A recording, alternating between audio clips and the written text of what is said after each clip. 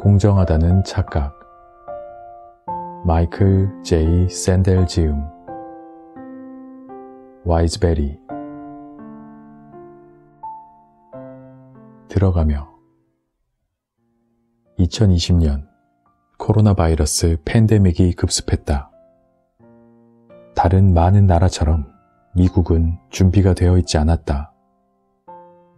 보건 전문가들이 전년도의 세계적 대유행 가능성을 경고했음에도 그랬다. 심지어 1월 중국에서 폭발적 감염이 일어났을 때조차 미국은 이 전염병을 억제할 만한 광범위한 검사 능력을 갖추고 있지 못했다. 전염이 사방으로 퍼지는 동안 세계에서 가장 부유한 이 나라는 밀물처럼 몰려드는 감염자들을 대처하기 위해 절실했던 덴탈 마스크도 그 밖의 보호장비도 방역 일선에 보급하지 못했다. 병원과 지방정부는 인명구조용 산소호흡기를 구하려 사방팔방 뛰어다녔지만 헛일이었다. 이런 준비 부족에는 여러 이유가 있었다. 보건자문위원들의 경고를 묵살해버린 도널드 트럼프는 매우 중요한 시기였던 초기 몇 주간 위기의 심각성을 평가절하했다. 그는 2월 말 이렇게 호언장담했다. 우리는 이 질병을 아주 잘 통제하고 있습니다. 놀랄만한 일을 해냈습니다. 이 질병은 금방 사라질 겁니다. 질병통제본부는 처음에 문제 있는 진단키트를 배포했고 이를 해결하는데도 늑장을 부렸다. 또한 미국 기업들이 지난 수십 년간 아웃소싱을 해온 결과 덴탈 마스크와 의료기구를 중국 및 여러 외국에 전적으로 의존할 수밖에 없는 상황이 되고 말았다. 그러나 문제는 이러한 물자 준비 부족만이 아니었다. 코로나 사태에 대해 정신적으로도 준비가 되어 있지 않았다. 이 위기가 있기까지 미국은 경제, 문화, 정치적으로 심각한 분열을 겪어왔다.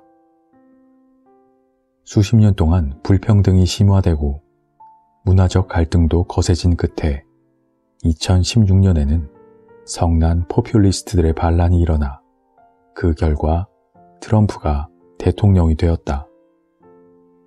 그는 이후 탄핵 소추 등의 험난한 과정을 겪으며 대통령직을 유지하다 9.11 테러 이래 가장 심각한 위기에 빠진 나라를 다스려야 하는 상황에 처했다. 정당 사이의 분열은 위기가 계속되는 동안 더 심해졌다. 코로나 바이러스에 대해 언론이 믿을 만한 보도를 한다고 보는 공화당원도 적었고 트럼프가 내놓는 정보를 믿는 민주당원도 적었다. 이러한 정당 간 증오와 불신의 와중에 찾아든 전염병. 그것은 전쟁이라도 치르는 중이 아니면 좀처럼 이뤄낼 수 없는 단결을 필요로 했다. 전 세계 사람들은 사회적 거리두기를 준수하면서 일하러 나가지 말고 집에 머물러 달라는 요청 또는 강요를 받았다. 원격으로 근무할 수 없는 사람들은 급여 삭감과 실직을 겪었다. 이 바이러스는 노년층에 가장 위협적이었지만 젊은이들 역시 감염시켰다. 설사 이를 견뎌낸 젊은이들이라 할지라도 언제든 그들의 부모와 조부모에게 옮길 수 있었다. 도덕적 차원에서 이러한 팬데믹은 우리의 상호 의존성으로 인한 취약성을 상기시켰다. 우리는 모두 함께입니다.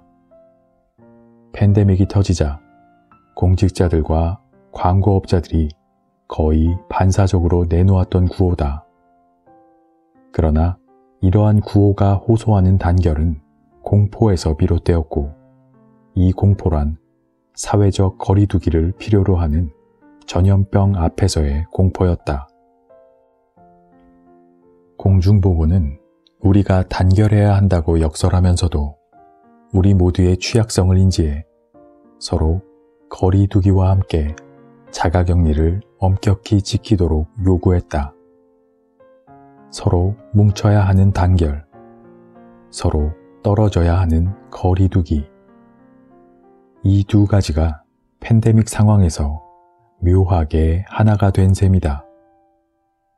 영웅적인 보건 종사자들과 감염자들의 구조 요청에 전염을 무릅쓰고 나선 사람들, 잡화상 계산원들, 그리고 자가격리자들에게 식료품과 생필품을 배달해준 배달원들 등 몇몇을 제외하면 대부분의 사람들은 다른 사람들에게서 떨어지는 게 그들을 돕는 최선이라는 이야기를 들었다. 그러나 분리를 통한 단결이라는 도덕적 모순은 우리는 모두 함께입니다 라는 구호의 공허함에서 가장 돋보였다.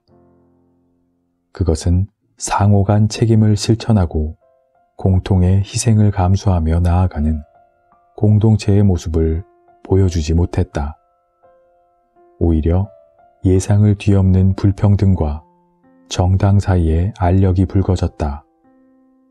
이는 미국이 덴탈 마스크 등을 국내 생산할 수 없게 만들었던 시장 중심 세계화가 급여 및 양질의 일자리를 수없이 빼앗아버린 결과였다.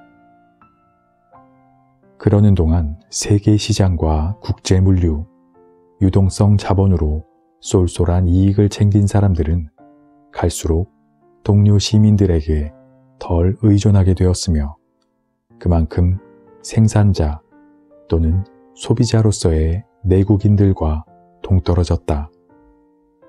그들의 경제 전망과 정체성은 더 이상 지역이나 국가와 무관했다. 패배자들을 밀어젖히고 우뚝 선 세계화의 승리자로서 그들은 그들만의 사회적 거리두기를 실천하고 있었던 것이다.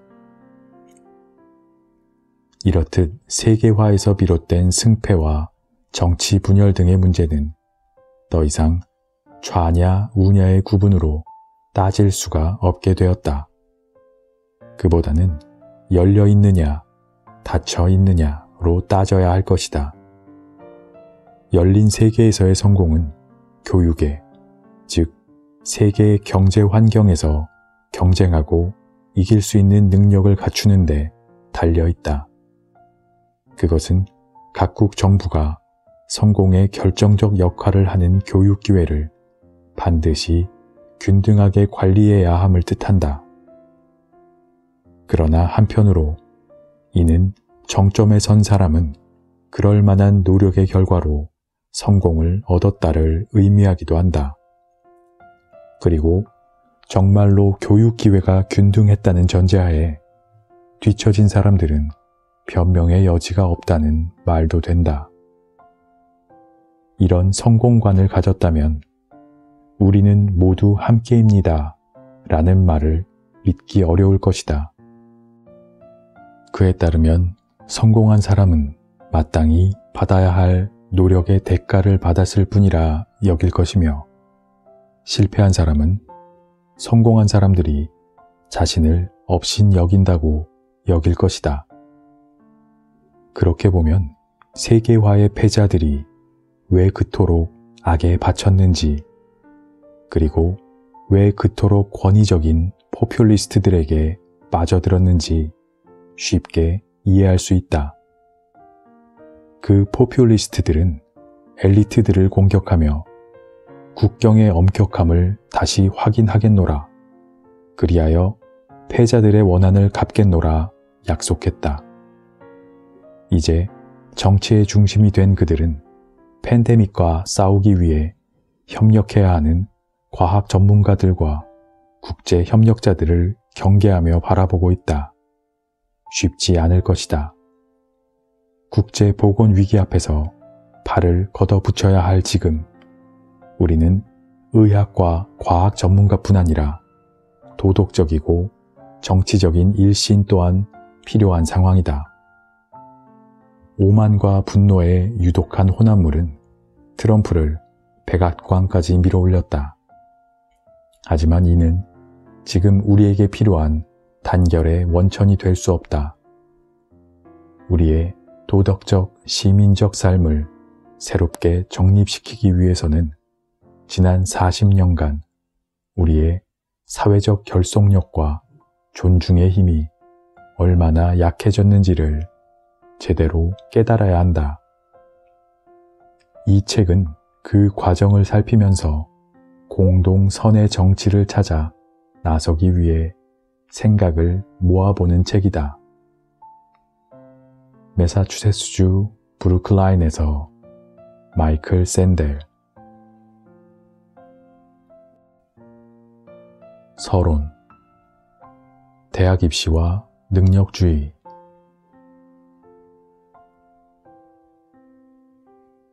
(2019년 3월) 고등학생들이 대학 입시 결과를 기다리고 있는 동안 연방검찰은 깜짝 놀랄 발표를 했다. 33명의 부유한 학부모들이 예일, 스탠포드, 조지타운, 서던 캘리포니아 등의 명문대에 자녀를 집어넣기 위해 교묘히 설계된 입시 부정을 저질렀다는 것이었다. 이 음모의 중심에는 윌리엄 싱어라는 악덕 입시 상담가가 있었다. 그의 사업은 자식 걱정에 노심초사하는 부유한 학부모들이 대상이었다. 싱어의 회사는 최근 수십 년 동안 부와 명예를 얻는 관문이 된 지독히도 경쟁이 센 대학의 입시 미로를 요리조리 통과하는 일을 전문으로 했다. 명문대가 요구하는 최상급 성적을 갖추지 못한 학생들에게 싱어는 냄새나는 처방을 마련해 주었다. SAT, ACT 등의 표준시험 감독관들에게 돈을 찔러주고 해당 학생들의 답안지를 조작해 성적을 부풀리도록 한 것이다. 또한 운동부 감독들에게도 돈을 써서 운동을 아예 할 줄 모르는 학생조차 특기생 자격을 얻을 수 있게 해주었다. 그는 자기 학생의 사진을 실제 운동부원 사진과 바꿔치는 수법으로 가짜 특기생 자격을 만들어내기도 했다. 싱어의 부정 입학 서비스 요금은 결코 싸지 않았다. 어느 유수 로펌 회장은 싱어의 돈을 받은 센터 감독관이 딸의 대입시험 성적을 알맞게 조작해주는 대가로 7만 5천 달러를 냈다. 어느 가족은 싱어에게 120만 달러를 주고 그 집 딸이 축구 특기생으로 예일대에 들어가게끔 했다. 놀랍게도 그녀는 축구를 해본 적도 없었다. 싱어는 예일대 축구 감독에게 그 건으로 40만 달러를 안겼고 그 감독 역시 기소되었다. 한 TV 배우와 패션 디자이너인 그녀의 남편은 두 딸을 서던 캘리포니아 대학에 부정 입학시키려 싱어에게 50만 달러를 주었다. 미국 드라마 위기의 주부들로 유명한 펠리시티 허프먼은 싱어에게 할인 서비스를 받았다. 1만 5천 달러밖에 내지 않았으니 말이다. 싱어는 그녀 딸의 SAT 성적을 손질해 주었다.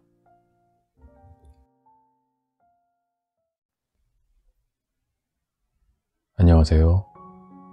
책 읽어주는 남자 채널 북스입니다.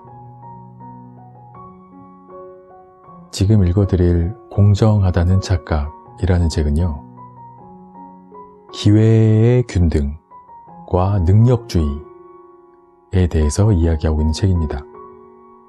쉽게 말하면 공정하다라고 하잖아요. 우리 사회가 공정하기 위해서 노력한다라고 하는데, 그 공정이라는 것은 사실 결과의 공정, 균등이 아니라, 그러면 우리의 기회를 공평하게 주어지는 것이 과연 공정하게 진행이 되고 있는 것인가?